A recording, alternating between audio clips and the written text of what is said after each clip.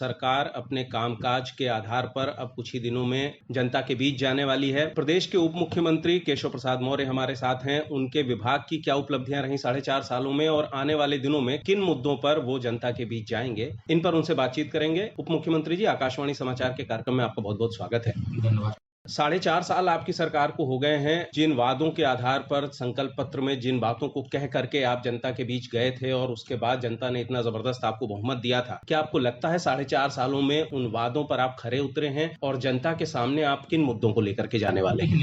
प्रदेश की जनता से जो वादा था, एक संकल्प पत्र हम लोग लेकर के आए थे और संकल्प पत्र के माध्यम से हमने वादा किया था कि हम उत्तर प्रदेश का किस प्रकार से विकास करेंगे और 24 करोड़ जनता के बीच में कोई भेदभाव किए बगैर किस प्रकार से उनके जीवन में खुशहाली लाने का काम करेंगे। आज मुझे यह कहते हुए गर्व है कि 4.5 वर्ष के कार्यकाल में जो संकल्प पत्र के माध्यम से हमने वादे किए थे जनता से, 95% से अधिक वादे हमने पूरे कर लिए हैं। दूसरा, जो वादे नहीं किए थे उसके अतिरिक्त भी बहुत बड़े काम किए गए और यह काम करना हमारा उत्तरदायित्व, क्योंकि उत्तर प्रदेश की जनता ने जहां 2014 में हमें 73 सांसद दिए थे और 2017 के विधानसभा चुनाव में 325 विधायक दिए थे, उसी क्रम में 2019 का लोकसभा चुनाव हुआ तो हमें उत्तर प्रदेश के अंदर 64 सांसद जिता करके दिए गठबंधन के साथी के साथ। 2022 में भी हमें पूरा विश्वास है कि हम 2019 से भी बड़ी विजय, 17 से भी बड़ी विजय, 14 से भी बड़ी विजय इसलिए प्राप्त करेंगे कि हमारे पास डबल इंजन की सरकार है। केंद्र की सरकार के माध्यम से जो काम हो रहा है उसका भी लाभ भाजपा को मिलेगा, प्रदेश सरकार के माध्यम से जो काम हो रहा है उसका भी लाभ भाजपा को मिलेगा।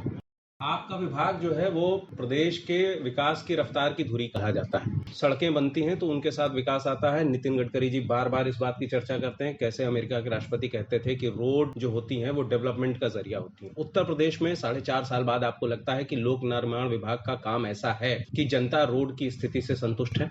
पूरे आंकड़े हैं जो हमने काम किया है 4.5 साल में, लेकिन अगर जो हमारे विरोधी हैं, चाहे वो सपा का हो, चाहे बसपा का हो, चाहे कांग्रेस का हो, चाहे जो अन्य जो आजकल हमारे साथ नहीं है, उन किसी दल के किसी विधायक से आप पूछिए, कैमरा पे शायद आपके साथ रिकॉर्डिंग करने के लिए तैयार ना हो, लेकिन वह इस बात के लिए जरूर तैयार हो जाएंगे कि नहीं, हमारे साथ कोई भेदभाव नहीं हुआ है। जिस प्रकार से भारतीय जनता पार्टी के विधायकों के विधानसभा क्षेत्र का विकास हुआ, उसी प्रकार से जो गैर भाजपा विधायक थे उनके क्षेत्र का भी विकास। सबका साथ सबका विकास, ये भाजपा का संकल्प। कुछ का साथ कुछ का विकास, ये विपक्ष का रास्ता रहता है। तो हमने जहां 15,000 किलोमीटर नवीन सड़कों का, जैसे जो समाप्त हो चुकी सड़कें, उनका सुदृढ़ीकरण करने, चौड़ीकरण करने का काम किया। हमने जो 7 मीटर चौड़ी या एक्सप्रेस वे तक की जो रोड है, उसके दोनों तरफ अगर 5 किलोमीटर तक में 250 तक की आबादी का कोई गांव था तो उसको भी हमने मुख्य मार्ग से जोड़ने का काम किया। जो गांव 250 तक की आबादी के अभी तक मुख्य मार्गों से नहीं जुड़े थे, उनकी सूची तैयार है। लगभग 5,000 गांव हम मुख्य मार्गों से फिर जोड़ने जा रहे हैं। 67 की संख्या में हमने उत्तर प्रदेश में नए राजमार्ग बनाए। उत्तर प्रदेश में हम लगभग 2000 लघु और दीर्घ सेतु, फ्लाईओवर और रेलवे ओवरब्रिज बना करके देने का, और इन कामों में श्री मुलायम सिंह यादव जी जब मुख्यमंत्री थे उनके द्वारा शिलान्यास किया गया था, काम अधूरा छोड़कर चले गए। सुश्री मायावती जी जब सरकार में थी वो शिलान्यास करके गई, अधूरा काम छोड़ा था। श्री अखिलेश यादव जी मुख्यमंत्री थे, वह शिलान्यास करके गए, अधूरा काम छोड़े। हमने उन कामों को भी पूरा किया क्योंकि हमने माना कि ये उत्तर प्रदेश की जनता के हित के लिए अधूरे काम को अधूरा छोड़ना ये हमारी सफलता का आधार नहीं होगा, बल्कि अधूरे को भी पूरा करना और जहां नई जरूरत है वहां पर भी उपलब्ध कराना। इसके कारण आज सड़क के मामले में हम लोग बहुत अच्छी स्थिति। अयोध्या इस सरकार के विकास के मूल में रहा है। आप विभिन्न आयोजनों के जरिए वहां का विकास करके वहां पर्यटन को आकृष्ट करने के लिए तमाम तरीके के कार्यक्रम भी हो रहे हैं। लोक निर्माण विभाग विशेष तौर पर अयोध्या को विकसित करने और उसके आसपास के क्षेत्र को विकसित करने के लिए केंद्र सरकार के साथ मिलकर के बहुत सारी योजनाओं पर काम कर रहा है। इन योजनाओं से अयोध्या को कैसे फायदा होने वाला? अयोध्या जी इस समय विश्व के मानचित्र पर एक महत्वपूर्ण स्थान इस समय बना, और जो महत्वपूर्ण स्थान बना हुआ है वो महत्वपूर्ण स्थान निश्चित तौर से इसलिए बना है कि श्री रामलला का भव्य मंदिर निर्माण शुरू हो गया है।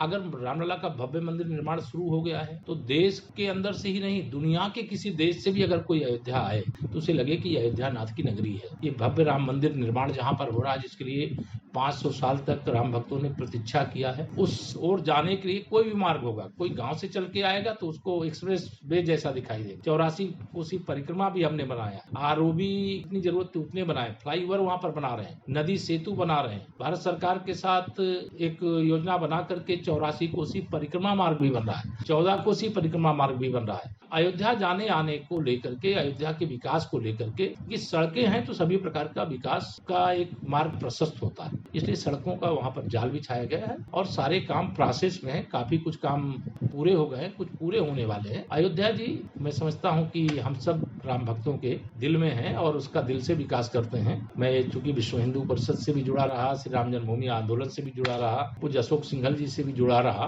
प्रधानमंत्री श्री नरेंद्र मोदी जी के नेतृत्व वाली सरकार के समय प्रारंभ हुआ।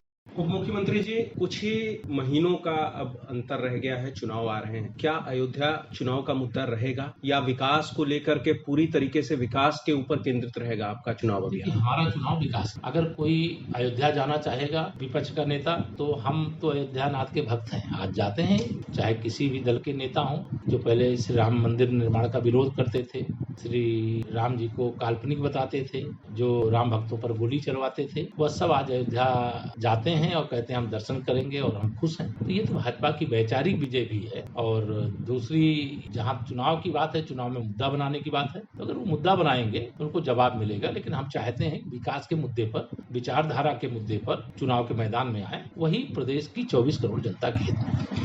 पिछले चुनाव में आपको जबरदस्त बहुमत मिला, सामान्य बहुमत से भी बहुत ज्यादा 2/3 बहुमत मिला और आपका कई पार्टियों के साथ छोटा छोटा गठबंधन था। अभी धर्मेंद्र प्रधान जी आए थे और एक गठबंधन की घोषणा हुई जो कि प्री पोल अलायंस चुनाव पूर्व गठबंधन हो रहा है। समाज के किन वर्गों को या किन पार्टियों को साथ लेने का प्रयास भारतीय जनता पार्टी करेगी? देखिए, भारतीय जनता पार्टी के हमारे सर्वोच्च नेता जो है माननीय प्रधानमंत्री श्री नरेंद्र, सबका साथ सबका विकास, एक इस मंत्र को लेकर के पार्टी के एक एक कार्यकर्ता को काम करने का आह्वान किया था। आज भाजपा उसी प्रकार से आगे बढ़ रही है। हमारा गठबंधन वर्तमान में उत्तर प्रदेश के अंदर पहले अपना दल के साथ था और वो आज भी है। हमारा गठबंधन निषाद पार्टी के साथ हो गया है चुनाव से पहले, और विधानसभा चुनाव और आगे के चुनाव में हमारा दोनों का गठबंधन कायम रहे। हमारा प्रयास है कि समाज का हर वर्ग भारतीय जनता पार्टी के साथ जुड़े, और जो लोग पहले नहीं जुड़े थे, विपक्ष के कुछ दल हैं, नेता हैं, उनकी साजिश के कारण, भाजपा तो दलित विरोधी है, भाजपा तो जनजाति वर्ग के लोगों की विरोधी है, पिछड़ा विरोधी है, अनेक प्रकार के आरोप लगाते थे। ये तो केवल सवर्णों की पार्टी है, ब्राह्मणों और वैश्यों की पार्टी है। लेकिन जब देखा कि देश में जिन राज्यों में हम लोग सरकार के अंदर आए और जब हमने सबके लिए काम किया, तो आज